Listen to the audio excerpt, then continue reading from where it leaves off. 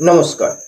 National cadet corps কীভাবে প্রতিরক্ষা লাইনে দ্বিতীয় পিলার হিসেবে তৈরি হয়েছিল, স্বাধীনতার আগে এবং স্বাধীনতার কিছু টাইম পরে পর্যন্ত এর হাতে সমস্ত দায়িত্ব দেওয়া হতো। এর মেন কারণটা কী ছিল, তো চলো আজকে আমরা আলোচনা করব। ন্যাশনাল ক্যাডেট কর্পস চালু হয়েছিল 1948 খ্রিস্টাব্দে 16 জুলাই। ন্যাশনাল ক্যাডেট কর্পস সূত্রপাত হয়েছে ইউনিভার্সিটি কর্পস থেকে, যা সেনাবাহিনী ঘাটতি পূরণের লক্ষ্যে ভারতীয় প্রতিরক্ষা আইন 1917 অধীনে তৈরি করা হয়েছিল। 1920 সালে যখন ইন্ডিয়ান টেরিটোরিয়াল অ্যাক্ট পাস হয়, তখন university corps university training corps দ্বারা প্রতিস্থাপিত হয়। 1942 সালে ইউটিসির নাম পরিবর্তন করে ইউনিভার্সিটি অফিসার্স ট্রেনিং কর্পস রাখা হয়।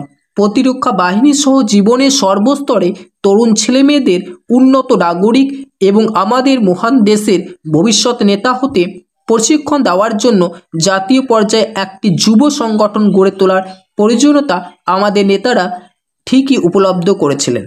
আমাদের প্রথম প্রধানমন্ত্রী পণ্ডিত জওহরলাল নেহরুর নির্দেশে 1946 সালে পণ্ডিত এইচ.এন. কুজ্জুরের অধীনে একটি কমিটি গঠন করা হয়েছিল। সেখানে জাতীয় পর্যায়ে স্কুল ও বিশ্ববিদ্যালয়ে একটি ক্যাডেট সংগঠন প্রতিষ্ঠার সুপারিশ করেছিলেন।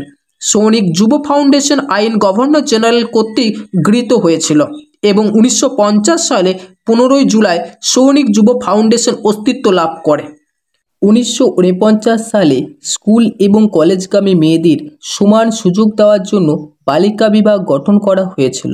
1950 সালে এনসিসি একটি ইন্টার সার্ভিস ইমেজ দেওয়া হয়, যখন এয়ার উইংসও যুক্ত করা হয়েছিল।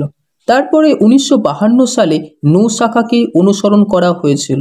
একই বছরে এনসিসি পাঠ্যক্রমটি এনসিসির একটি অংশ হিসেবে সম্প্রদায়ের উন্নয়ন, সামাজিক পরিষেবা কার্যক্রম অন্তর্ভুক্তি করার জন্য প্রসারিত করা হয়। প্রয়াত পণ্ডিত জওহরলাল নেহরুর নির্দেশে এই পাঠ্যক্রম, যিনি এনসিসি বৃদ্ধিতে গভীর আগ্রহ নিয়েছিলেন, 1962 সালে চীন ভারতের যুদ্ধের পর জাতির প্রয়োজন মেটাতে 1963 সালে এনসিসি প্রশিক্ষণ বাধ্যতামূলক করা হয়। এটি 1968 সালে বন্ধ হয়ে যায়, যখন কর্পসকে আবার স্বেচ্ছায় করা হয়।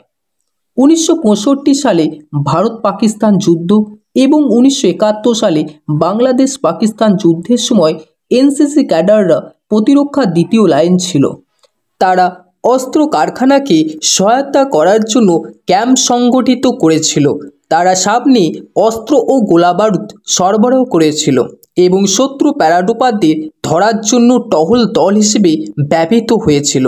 এনসিসি বেসামরিক প্রতিরক্ষা কর্তৃপক্ষের সাথে হাতে হাত মিলিয়ে কাজ করেছে এবং সক্রিয়ভাবে উদ্ধার কার্য ও ট্রাফিক নিয়ন্ত্রণে অংশ নিয়েছিল। অবশেষে 1965 এবং 1971 সালে যুদ্ধের পরে এনসিসি সিলেবাস সংশোধন করা হয়েছিল। প্রতিরক্ষা দ্বিতীয় লাইন হওয়ার পরিবর্তে সংশোধিত এনসিসি পাঠ্যক্রম নেতৃত্ব এবং অফিসারের মতো গুণাবলী বিকাশের উপর আরও বেশি জোর দিয়েছে।